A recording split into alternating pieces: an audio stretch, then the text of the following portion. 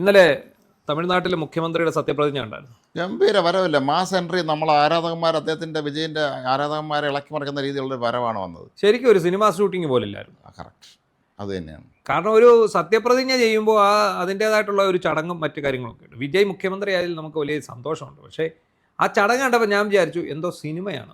അത് ഇവർക്ക് പലർക്കും ഈ രാഷ്ട്രീയ പാരമ്പര്യം ഇല്ലാത്തതിൻ്റെ ഒരു പ്രശ്നം തന്നെ അവിടെ നമ്മൾ കണ്ടത്. അല്ലെ, അത് അടുത്ത സുരേഷ് ഗോപി ഇടപെടേണ്ടി വന്നല്ലോ. അതാ പറഞ്ഞ അടുത്ത സുരേഷ് ഗോപി ആയിട്ട് മാറും. സുരേഷ് ഗോപിക്ക് എന്താ സംഭവിച്ചത്? സുരേഷ് ഗോപി ഈ കഥാപാത്രങ്ങളോട് താതാത്മ്യം പ്രാപിച്ച അയാൾ നിത്യജീവിതത്തിലും ആ കഥാപാത്രമായിട്ട് മാറി. അങ്ങേര് പിന്നെ MLA ആയപ്പോഴും MP ആയപ്പോഴും BJP-യുടെ സ്ഥാനാർത്ഥി ആയപ്പോഴും എല്ലാം അദ്ദേഹം ശരിക്കും സിനിമയിലെ ഒരു ഹീറോ ആയിട്ടാണ്. മോചനമില്ലാത്ത അവസ്ഥയായി. ഭരചന്ദ്രൻ ആയിരുന്നു ഫുള്ള്. എല്ലാം ഭരചന്ദ്രൻ പുള്ളി ചെയ്തൊക്കെ പോലീസ് വേഷങ്ങളൊക്കെ വന്ന് അതാണ് എയിംസ് വരും മറ്റേ മോനെ എന്നൊക്കെ പറഞ്ഞ് ആ പറച്ചിൽ എന്താണ്. അദ്ദേഹം സിനിമയിൽ ഡയലോഗ് ഡെലിവറി ചെയ്യുന്ന അതേ ലാഘവത്തോടെ അദ്ദേഹം സംസാരിക്കാൻ തുടങ്ങി. മാധ്യമങ്ങളോട് സംസാരിക്കുന്നതൊക്കെ കയ്യുമൊക്കെ ഇങ്ങനെ ചൂണ്ടി ഇങ്ങനെ വെച്ചിട്ട് ആ ഒരു ഇതിൽ അത് തന്നെയാണ് ഇന്നലെ നമ്മൾ സത്യപ്രതിജ്ഞ ചടങ്ങിൽ കണ്ടത്. അപ്പോൾ ഒന്ന് ആലോചിക്കണം, ഒരിടത്തും നമ്മൾ ഒരു വാക്ക് പറഞ്ഞിട്ട് സത്യപ്രതിജ്ഞ ചടങ്ങി പിന്നെ പ്രതിപക്ഷം അവിടുത്തെ കയ്യടി കേടാ കാത്തിരിക്കരുത്. ശ്രദ്ധിച്ചായിരുന്നു നാൻ എന്ന് പറഞ്ഞിട്ട് പുള്ളി ഒരു 10 സെക്കൻഡ് സൈലന്റ് വന്നു. അപ്പോഴത്തേക്ക് കരഘോഷം മുടങ്ങി. ജോസഫ് വിജയ് അത് കഴിഞ്ഞ് വീണ്ടും ഒരു 10 സെക്കൻഡ്. അത്ര ആയപ്പോഴാണ് ഗവർണർ ഇടപെട്ടത്. അല്ല, ഗവർണർ ഇടപെടണമല്ലോ. ഒരുപക്ഷെ ഈ ആറിലേക്കറെ സംബന്ധിച്ച് അത് കുറച്ച് സൗമ്യനായ ഒരാളാണ്. ഒരുപക്ഷെ ആർ എൻ രവിയെ പോലത്തെ വല്ലൊരു അല്ലെങ്കിൽ ആരിഫ് മുഹമ്മദ് ഖാൻ ആയിരുന്നെങ്കിൽ ചൂടായാന. കാരണം ഒരിക്കലും ഒരു സത്യപ്രതിജ്ഞാ ചടങ്ങ് എന്ന് പറയുന്നത് ഇങ്ങനെയല്ല. അത് സിനിമയുടെ ഒരു സത്യപ്രതിജ്ഞ ചടങ്ങ്, സിനിമാക്കാരനല്ലാത്തതിന് ചടങ്ങൊന്നുമില്ല.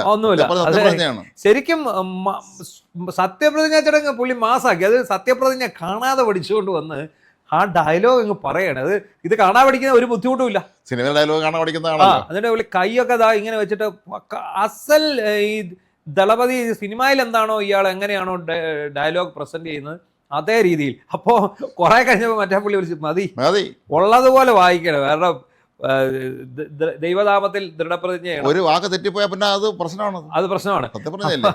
അതാണ് രസം. അതിന് ശേഷം അദ്ദേഹം ഈ ഓഫീസ് അസ്യൂം ചെയ്തല്ലോ. അത് എല്ലാ സിനിമ സ്റ്റൈലിലാണ്.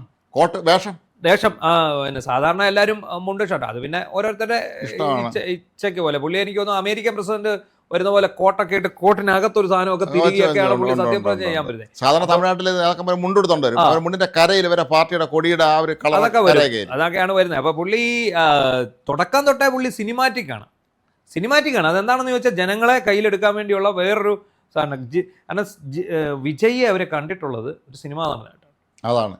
പക്ഷേ വിജയ് ഒരു ഭരണാധികാരിയാണ് എന്ന് നാട്ടുകാരെ തെളിയിച്ചേ പറ്റുള്ളൂ. ഈ സിനിമാറ്റിക്ക് കുറച്ച് ദിവസമേ കാണുള്ളൂ. ഇന്നത്തോടെ അത് കഴിഞ്ഞു. ഇന്നോട്ട് മുഖ്യമന്ത്രിയാണ്.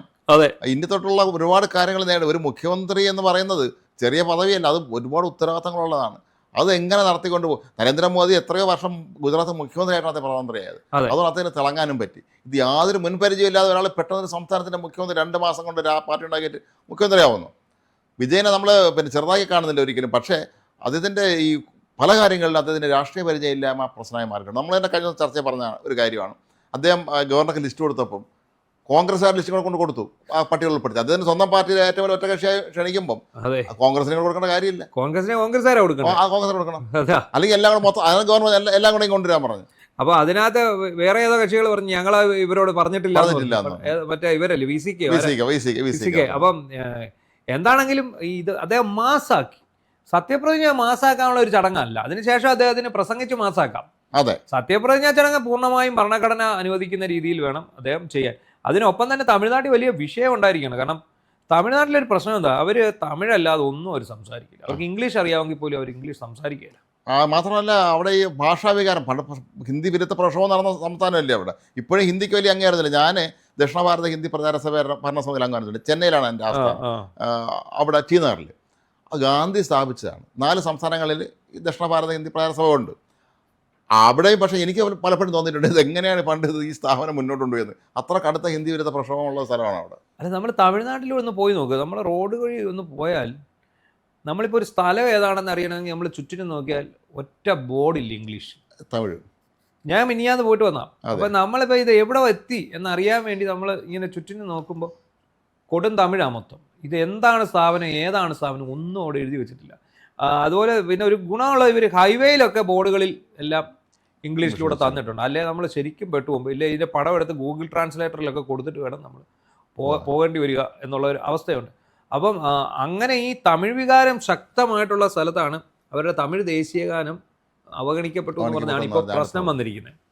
കാരണം ഇയാൾ ഭയങ്കര ബുദ്ധിമാനാണ്, അല്ലെങ്കിൽ ഇയാളുടെ പൊളിറ്റിക്കൽ അജണ്ട നിശ്ചയിക്കുന്ന ടീമുണ്ടല്ലോ, PR ടീമുണ്ട്, അവർ മിടുക്കരാണ്. ഈ അവിടെ തന്നെ ഈ വന്ദേമാതരത്തിൻ്റെ മുഴുവൻ നമ്മൾ പാടുന്നില്ലായിരുന്നു. ഇപ്പോൾ BJP സർക്കാർ കേന്ദ്രം വന്നതിന് ശേഷം അവരത് മാറ്റം വരുത്തി. അത് നല്ല വിവാദമൊക്കെ ആയിരുന്നു. പണ്ട് വരെ ഒഴിവാക്കിയ ഭാഗങ്ങൾ, കോൺഗ്രസ് ഒഴിവാക്കിയ ഭാഗങ്ങൾ കൂട്ടിച്ചേർത്താൻ വന്ദേമാതരം. അപ്പോൾ അത് അല്പം സമയമെടുക്കും. അത് മുഴുവനായി ഇന്നലെ ഏതായാലും ഇതിനെ എതിർത്ത രാഹുൽ ഗാന്ധിയുടെ സാന്നിധ്യത്തിൽ തന്നെ ഈ പാട്ട് പാടി എന്നുള്ളതാണ് നമ്മൾ മനസ്സിലാക്കേണ്ട കാര്യം. രാഹുൽ ഗാന്ധിക്കും അബദ്ധം പറ്റി. രാഹുൽ ഗാന്ധി എന്ന് പെട്ടുപോയി, ഒറ്റ മനുഷ്യൻ അയാളെ തിരിഞ്ഞു നോക്കി ഇല്ല. അവിടെയാണ് പ്രശ്നം. അയാൾ 5 സീറ്റും കൊടുത്തു, ഇന്ത്യ സഖ്യം പൊളിക്കുകയും ചെയ്തു, വിജയെ അധികാരത്തിൽ കയറ്റി. എന്തൊക്കെയാണ് ഇവിടെ നടക്കുന്നതെന്നാണ് മനസ്സിലാവാത്തത്. അതായത് ഇന്ത്യ സഖ്യത്തിനെതിരെ മത്സരിച്ച ആളാണ് വിജയ്. അവസാനം ഉണ്ട് ആ ഇന്ത്യ സഖ്യം 4 വഴിക്കായി. അതാണ് ഈ ഇനി സംഭവിക്കാൻ പോകുന്ന ഒരു കാര്യം. അത് അടുത്ത പാർലമെന്റ് ഇലക്ഷനൊക്കെ ബാധിക്കും ഇന്ത്യ സഖ്യം എന്ന് പറയുന്ന ഒരു സഖ്യം തന്നെ. ഇന്ത്യ സഖ്യം എന്ന് പറയുന്നത് അത് ഇല്ലാത്ത അവസ്ഥയിലേക്ക് പോയി കഴിഞ്ഞിരിക്കുന്നു. മമത ഇന്ത്യ സഖ്യത്തിൽ ഉണ്ടോ എന്ന് ചോദിച്ചാൽ ഉണ്ട്, ഇല്ലയെന്ന് ചോദിച്ചാൽ ഇല്ല. ചില നേരങ്ങളിൽ അവരുണ്ട്, ചില നേരങ്ങളിൽ ഇല്ല. ഇപ്പൊ അവർ ചോദിക്കുന്നുണ്ട്. ഇപ്പൊ അവർക്ക് ബോധോദയുണ്ട് BJPക്കെതിരെ ഒന്നിച്ച് ഇറങ്ങിപ്പുറപ്പോൾ ഇനി അവർക്ക് ഒരു കാരണവശാലും അവര് ഈ ബംഗാളിന്റെ മുഖ്യമന്ത്രി കസേരയിൽ കയറാമെന്ന് മമതാ ബാനർജി. നമ്മൾ ഇപ്പോൾ MGR തമിഴ്നാട്ടിൽ മുഖ്യമന്ത്രി ആയപ്പോൾ അദ്ദേഹം ഈ DMK എന്ന് ADMK രൂപീകരിച്ചു ഒരു സംഘം നേതാക്കളെയും കൊണ്ടുവന്നു. മന്ത്രിമാരും ഒക്കെ ആയിരുന്നു. കരുണാതിര മന്ത്രിസഭ, അണ്ണാദുരൈ മന്ത്രിസഭയിലൊക്കെ VR നെടുഞ്ചാടി, HP ഹാൻഡ് തുടങ്ങി ഒരുപാട് ആളുകളെ കൊണ്ടുവന്നിരുന്നു. ഒരു സിനിമാടം പോലും MGR മന്ത്രിസഭയിൽ മന്ത്രിയായിരുന്നിട്ടില്ല. എല്ലാം രാഷ്ട്രീയക്കാർ തന്നെയാണ്. അപ്പം കൃത്യമായിട്ട് ഇപ്പോൾ നെടുഞ്ചാടിനൊക്കെ അവർ വളരെ ഉന്നത വിദ്യാഭ്യാസമുള്ള മിടുക്കന്മാരെ, എക്സ്പീരിയൻസ്ഡ് രാഷ്ട്രീയക്കാരാണ്. അവർക്കറിയാം. ഇപ്പോൾ MGR കൂടുതൽ സമയം സിനിമയായിരുന്നു, അതേ രാഷ്ട്രീയത്തിലുണ്ടായ MLA ആയിരുന്നെങ്കിൽ പോലും ഇവർ സർക്കാരിനെ എങ്ങനെ മുന്നോട്ട് കൊണ്ടുപോകണം, നയപരമായ തീരുമാനങ്ങൾ എടുക്കാനൊക്കെ തന്നെ ഈ ഇത്രയും വലിയൊരു ടീം അവരെ കൈവശമുണ്ടായിരുന്നു. അത് MGR ഭയങ്കര ഗുണം ചെയ്തിരുന്നു എല്ലാ കാലത്തും. MGR അതൊക്കെ ഒന്ന് ശരിയാണെന്നൊന്ന് ഏകോപിച്ചാൽ മാത്രം മതി, ബാക്കി അവരങ്ങ് ചെയ്തുകൊള്ളുമായിരുന്നു. പക്ഷേ വിജയ് നേടാൻ പോണ പ്രസിദ്ധി ഒരുപക്ഷെ അത് തന്നെയായിരിക്കും. മുഖ്യമന്ത്രിയാകുന്ന 4ാമത്തെ സിനിമ നടൻ അല്ലേ?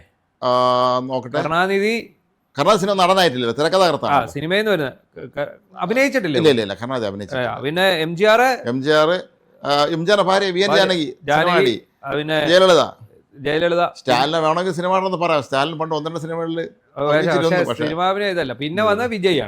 അപ്പോൾ വേറൊരു കാര്യം കൂടെ അതിനിടയ്ക്ക് ഉണ്ടായി. നമ്മുടെ ഈ കേരളത്തിലെ കാര്യം പറഞ്ഞ പോലെ തന്നെ അവരപ്പോൾ തന്നെ ഉദയനിധി സ്റ്റാലിനെ പ്രതിപക്ഷ നേതാവാക്കി അവർ രംഗത്ത് വന്നിട്ടുണ്ട്. അപ്പോൾ എന്താണെങ്കിലും ശരി, വിജയുടെ ഒരു രീതി അദ്ദേഹം പറഞ്ഞിരിക്കുന്നത് കുറച്ച് യാഥാർത്ഥ്യങ്ങൾ അദ്ദേഹം പറഞ്ഞു. നമ്മളെ കേരളത്തിലെ പറഞ്ഞു, നമ്മൾ വിചാരിച്ചിരിക്കുന്നത് തമിഴ്നാട് സ്വർഗ്ഗമായിരുന്നു എന്നാണ് നമ്മുടെ ഇവിടെ ഉള്ളതെല്ലാം വിചാരിച്ചിരുന്നത്. അത് അവിടുത്തെ PR വർക്കിന്റെ ഗുണമായിരുന്നു. 10 ലക്ഷം കോടി കടവാണെന്നാണ്. 10 ലക്ഷം കോടി കടവാണെന്നാ പറഞ്ഞു. അപ്പോൾ അത്രയും പിന്നെ പുള്ളി പറഞ്ഞ ഖജനാവ് തൂത്തുപടിച്ചിട്ടാണ് ഇവർ പോയിരിക്കുന്നത്. ഇപ്പം ഇവിടെ തള്ളുന്ന തള്ളറിയാമല്ലോ.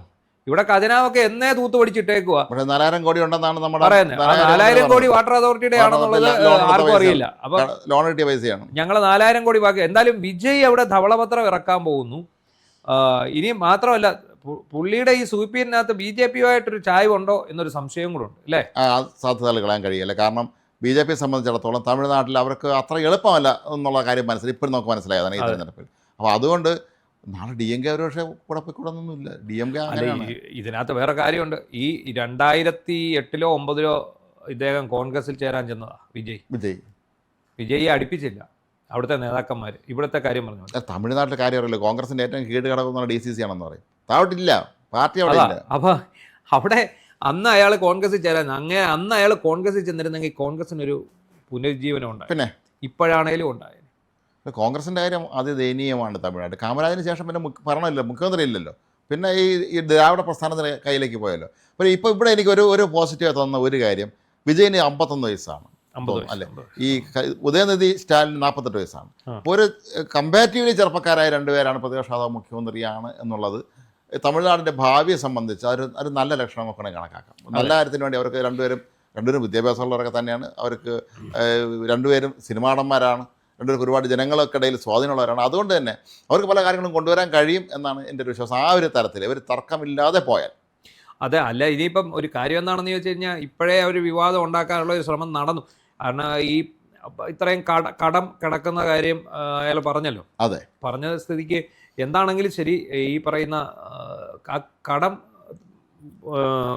കടം കൂടാതെ മുന്നോട്ട് പോവുക. അതിലൊക്കെ ഉപരി വലിയ വാഗ്ദാനങ്ങളാണ് ടി വിക്ക് കൊടുത്തിരുന്നത്. അല്ല അതാണ് എൻ്റെ ഒരു വിഷയം. കഴിഞ്ഞ ദിവസം ആരോ പറയുന്നത്, ആരും ട്രോൾ ചെയ്തിട്ടുണ്ടായിരുന്നു, ഈ 5 സിലിണ്ടർ കൊടുക്കുമെന്നൊക്കെ പറഞ്ഞത്. അതെ, നമുക്ക് 6 സിലിണ്ടർ കൊടുക്കുമെന്ന് പറഞ്ഞാൽ അവിടെ ഹോർമസ് കടലിൻ്റെ ഇപ്പോഴും അവിടെ അടഞ്ഞു കിടക്കുകയാണ്. അപ്പോൾ ആരോ ഒരു തമാശ കെട്ടിരിക്കുകയാണ്, ഹോർമസ് കടൽ തുറന്നാൽ മാത്രം പോരാ, ആ മറ്റേ ഇറാൻ്റെ മറ്റേ ഇതുണ്ടല്ലോ, എണ്ണപ്പാടുണ്ടല്ലോ, അതും കൂടെ അടിച്ചുകൊണ്ട് വരേണ്ടി വരുമെന്ന്, എന്നാൽ മാത്രമേ കൊടുക്കാൻ പറ്റുള്ളൂ. എന്താണെങ്കിലും ഇവര് ഈ വാഗ്ദാനമൊക്കെ ചെയ്ത് ഭരണം കിട്ടുമെന്ന് പ്രതീക്ഷിച്ചല്ല. അവിടെയാണ് ഇപ്പൊ സംഭവിച്ചത്. ഇവര് പോലും അറിയാതെ അത് ഷാജി പാപ്പാനോട് അറക്കൽ അബു പറയുന്ന പോലെ നമ്മൾ പോലും അറിയാതെ നമ്മൾ മാറി ഷാജി ചേട്ടാ എന്ന് പറഞ്ഞ പോലെ ആയിപ്പോയി വിജയുടെ കാര്യം. വിജയ് ഒരിക്കലും പ്രതീക്ഷിച്ചല്ല ഈ ഇത്ര ഒരു മുന്നേറ്റം. ഈ വിജയ് എന്നല്ല, ഈ ഇന്ത്യമാരെ തരും പ്രതീക്ഷിച്ചല്ലോ. അതിന് മാത്രമല്ല അവിടെ വിഷയം നമുക്കെല്ലാം അറിയുന്നുള്ളത്, അവിടെ ഒരു അപകട സാധ്യത ഇപ്പോഴും പതിയിരിക്കുന്നത്. വിജയ് മുഖ്യമന്ത്രിയും മന്ത്രിമാരൊക്കെ വരുമ്പോൾ ഈ ഉദ്യോഗസ്ഥന്മാരല്ല, ഉന്നത ഉദ്യോഗസ്ഥന്മാർ അവർ വല്ലാതെ ഇക്കാര്യത്തിൽ കൈയിടും അധികാരത്തിൽ. കാരണം ഇവർ രാഷ്ട്രീയമായി മുൻപരിചയമുള്ളവരല്ല പലരും മന്ത്രിമാർ തന്നെ. അപ്പോൾ അതുകൊണ്ട് തന്നെ ഡൽഹിയിൽ ആം ആദ്മിക്ക് പാർട്ടി പറ്റിക്ക് ഇത് തന്നെ സംഭവിക്കും. അവിടെ ഇത് തന്നെയാണ് സംഭവിച്ചത്. പക്ഷെ വിജയ് ഇപ്പൊ പറഞ്ഞിട്ടുണ്ട് ഇനി ഒറ്റ അധികാര കേന്ദ്രമുള്ളൂ, അത് ഞാനാണെന്ന്. ഞാൻ തന്നെ ഏകാധിപതിയാണെന്ന് അയാൾ പ്രഖ്യാപിച്ചു കഴിഞ്ഞു. അല്ല, പക്ഷേ അയാൾക്ക് അങ്ങനെ മുന്നോട്ട് പോകാൻ പറ്റും. ഈ ഉദ്യോഗസ്ഥ നമ്മൾ എന്തൊക്കെ ജനാധിപത്യ പറയുമ്പോഴും ജനപ്രതിനിധി വരുമ്പോഴും ഈ ഉദ്യോഗസ്ഥനെന്ന് ഞാൻ വിചാരിച്ചാൽ പണി തരാൻ പറ്റും. അതെ, ഈ IAS IPS ഉദ്യോഗസ്ഥന്മാരെ ഒരുവിധം നിലയ്ക്ക് ഇറത്തി ഒരു അഡ്ജസ്റ്റ്മെന്റ് പോയില്ലെങ്കിൽ. പിണറായി സർക്കാരിന് ഏറ്റവും കൂടുതൽ പണി കൊടുത്തത് KM എബ്രഹാമും ഇപ്പോഴത്തെ ജയതിലകനും ഈ പറയുന്ന MR അജിത് കുമാറും ചേർന്നു. ഈ 3 പേരാണ് പിണറായി സർക്കാരിനെ നശിപ്പിച്ചത്. പി ശശിയും. അതുപോലെ ഈ സിവിൽ സർവീസ് ഈ ഉദ്യോഗസ്ഥന്മാരുടെ ഇടപെടൽ വല്ലാതെ വരും. ഉദ്യോഗസ്ഥ തലത്തിലുള്ള അഴിമതി ഒക്കെ ഇവർക്ക് കാര്യം മനസ്സിലായി വരണ്ടേ. ഈ ഫയൽ എഴുതുക എന്നുള്ളൊരു കാര്യമുണ്ടല്ലോ, ഈ വന്ന ചിലപ്പോൾ ഒരു കൂടുതൽ ഫാൻസുകാരാണെങ്കിൽ ഇവർക്കങ്ങനെ ഫയൽ എഴുതാൻ പറ്റും. അപ്പോൾ സ്വാഭാവികമായി ഈ ഉദ്യോഗസ്ഥന്മാരെ ആശ്രയിക്കേണ്ടി വരും. അവസാനം അവൻ എഴുതി കൊടുക്കുക എന്താണ് വേണ്ടതെന്നുള്ളത്. അങ്ങനെ വരികയും ഇതൊരു ഉദ്യോഗസ്ഥനെ സംബന്ധിച്ചിടത്തോളം അവർക്ക് അവരുടേതായ ചില പ്രത്യേക താല്പര്യങ്ങൾ കാണും. ഇനി അങ്ങോട്ടുള്ള ഒരു പ്രധാന വെല്ലുവിളിയാണ് ഈ തന്ത്രപ്രധാനമായ സ്ഥാനങ്ങളിൽ ആരെയൊക്കെ നിയോഗിക്കണമെന്നുള്ളത്. രാഷ്ട്രീയപരമായ ഒരു ബാക്ക്ഗ്രൗണ്ട് ഉള്ളവരെ സംബന്ധിച്ച് അവൻ അറിയാം ഈ ഉദ്യോഗസ്ഥന്മാരിൽ ആരെ കൂടെ നിർത്താൻ, ആരെ മാറ്റി നിർത്തണമെന്നുള്ളത്. ഇവർ പെട്ടെന്ന് വന്ന ഒരു സംഘമാണ്. എവിടെ നിന്നൊക്കെ പണി കിട്ടുമെന്നുള്ളതാണ് ഒന്നും പറയാൻ പറ്റില്ല. ഇവരൊക്കെ വന്നവർക്ക് മുൻ സർക്കാരിനോട് കൂറുള്ളവർ കാണും. ഇവനിട്ട് പണിയണമെന്ന് വെച്ചാൽ അവൻ വിചാരിച്ചാൽ മതി, നടക്കും. അങ്ങനെയൊക്കെ ഉണ്ട്. എന്തായാലും എന്താവും, സിനിമയാകുമോ അതോ ജീവിതമാകുമോ എന്നുള്ളത് തുടക്ക സിനിമയിൽ തന്നെയാണ്. ഇനി അങ്ങോട്ട് സിനിമ ആകാതിരുന്നാൽ മതി. യാഥാർത്ഥ്യം എന്ന് പറയുന്നത് സിനിമയല്ല, അത് മറ്റൊരു സംഗതിയാണ്. ഭരണമെന്ന് പറയുന്നത് അത്ര എളുപ്പമുള്ള ഒരു കാര്യവുമല്ല.